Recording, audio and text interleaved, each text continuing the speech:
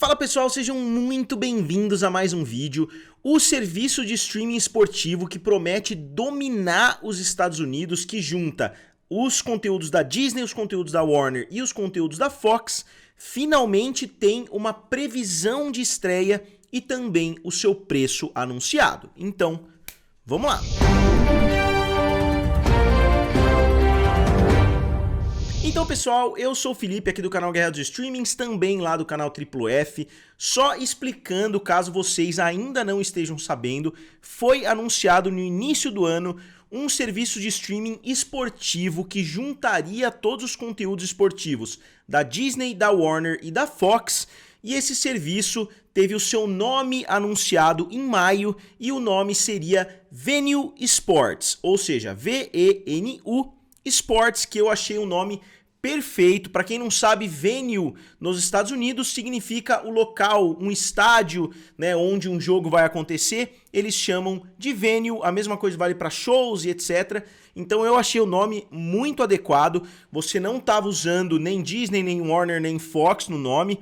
E se você está se perguntando, pô, como que a Disney e a Fox, né, estão participando do mesmo negócio se a Disney comprou a Fox?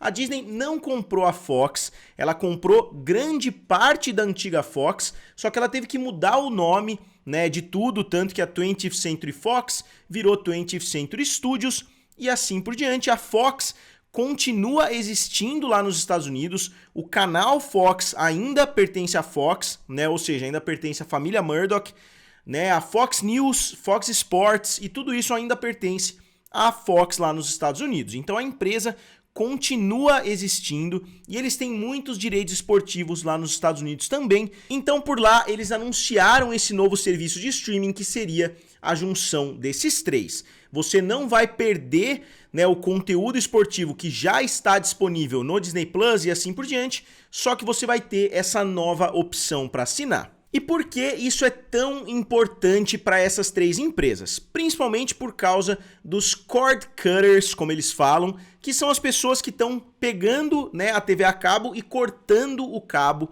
Então muitas pessoas estão deixando de ter essa opção de conteúdo esportivo, porque muitas pessoas estão cancelando a televisão por assinatura, mas não necessariamente querem assinar todos esses outros serviços. Então eles estão dando uma opção para o espectador que quer ter acesso a grande parte do conteúdo esportivo tudo de uma vez e também, né, ter uma assinatura ali de um serviço de streaming. Então se você tiver no futuro o Venu Sports, você tiver a Netflix e o Amazon Prime Video, você tem praticamente todo o conteúdo esportivo que está disponível por lá. E qual é a data de chegada do Venu Sports? Não poderia ter sido mais confirmado do que já foi, porque, né, tanto o David Zaslav quanto o Bob Iger, eles confirmaram nas respectivas reuniões de acionistas. O David Zaslav falou que vai chegar na fall, né, que seria o outono norte-americano, que são os meses de finalzinho de setembro, outubro, novembro e começo de dezembro.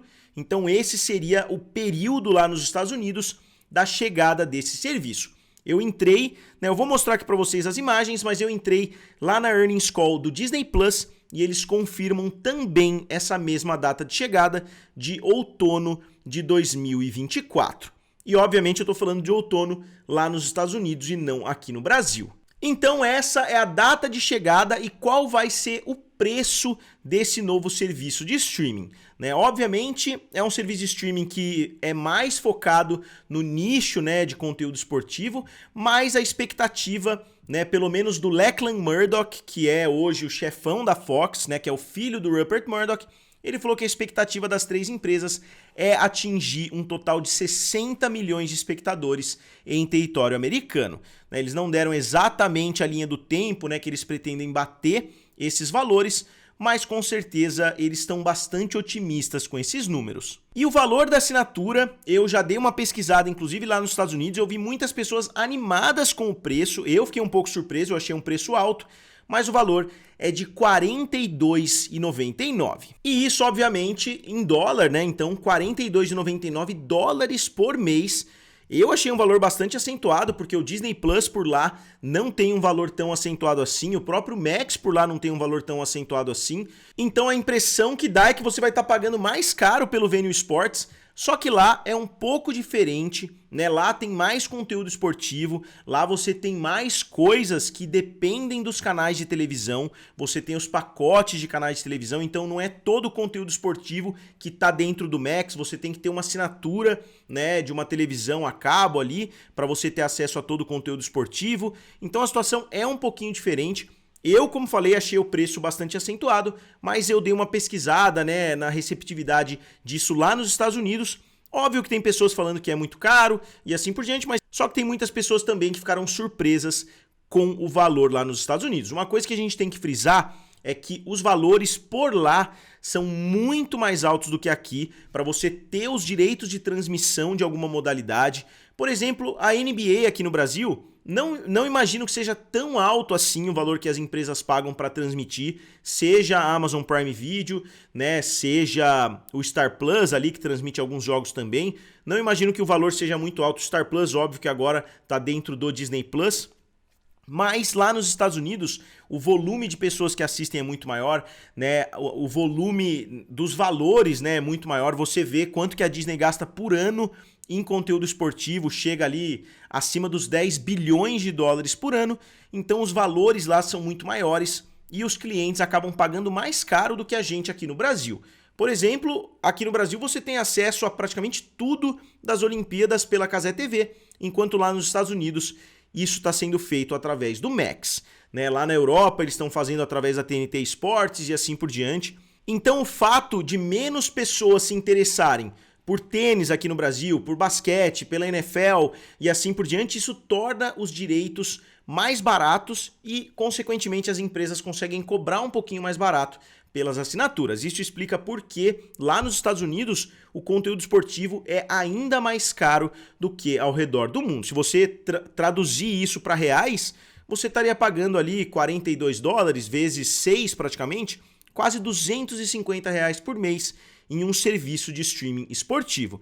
Enquanto o Disney Plus aqui tem um preço alto sim, mas se a gente considerar tudo que tem de conteúdo esportivo lá dentro, poderia custar ainda mais caro, né? Porque você tem muitas ligas diferentes, muitos esportes diferentes, que muitas vezes aqui no Brasil são bem baratos, né, de serem adquiridos. O maior exemplo disso é a própria NFL, né?